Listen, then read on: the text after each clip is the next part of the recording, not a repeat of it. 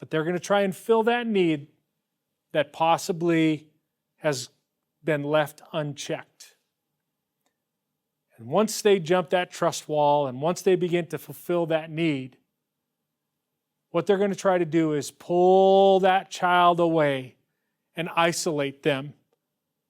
Pull them away from their friendships, their relationships, even the relationships that they have with their mom and dad. Now, they may not come right out and disparage the parent or disrespect the parent, but they'll say certain things like, well, I know your mom and dad are, sometimes they're very disappointed in you, but that's just because that's the way parents are. But, you can always count on me. I'll always be there. You see, it's not blatant, but it's calculated, it's calibrated, and it's gradual. The grooming that a sex offender uses to develop that sexual or special relationship with the child, to create those situations in which they're alone together, parents are oftentimes they'll unwittingly feed into that. And sometimes without even knowing, even cause an escalation. It's important for you to know who your kid knows. When it comes to social media, your child should have no friends or no connections in any app or any texting, any phone numbers that you do not recognize. I've often heard parents say, oh, my kids are on Facebook, my kids are on Snapchat, my kids are on Twitter, my kids are on Instagram, but I don't have time for any of that. Listen, and listen close. If your kids have time for social media, then by God, you better have time for social media. By not being involved, we leave the door of access to our kids wide open and completely unchecked. After jumping that wall of trust, after walking through that door, after filling that need and then isolating them, at that point they begin to sexualize the relationship. They exploit that child's natural curiosity. Listen, we're sexual beings. And it's a mistake to teach our kids anything else.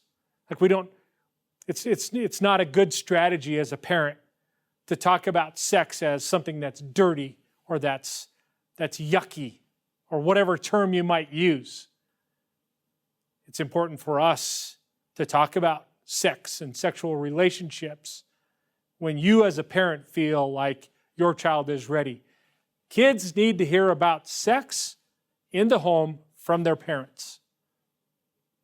People often say, well, schools are teaching this and they're sex ed and I'm not comfortable with that. Well, the best way to combat that is to teach your child at home. And then, even if they have to sit through a class at school, they know the truth. They've heard it from home and they're well aware of what they're supposed to learn and what they're supposed to know. Because a predator will come in and take those natural feelings and pervert them, twist them just a little bit, and will use them against that child. And then that predator is going to maintain the control. He's already made it through the door. He's jumped that trust wall.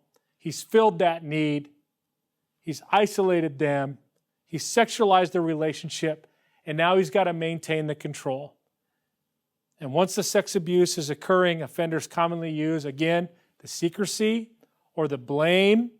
Like, this is your fault. You came to me. You wanted this.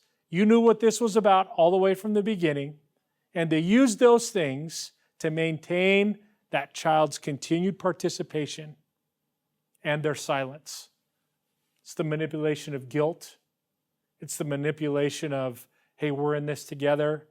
It's the manipulation of no one is going to respect you or love you when they find out what you've been doing from this point, because I'll tell everyone. And there again, that's why it's important that our kids know this is not only a place that we don't keep secrets, but it's also a place that's safe. It's a place that we talk to one another. For more information about how you, your business, or your community can be empowered to recognize and report human trafficking and the sexual exploitation of minors, or how you can protect the kids in your life against victimization, visit us at americaunchained.org. The America Unchained Project, empowering everyone to take their place in the fight against human trafficking and the sexual exploitation of minors.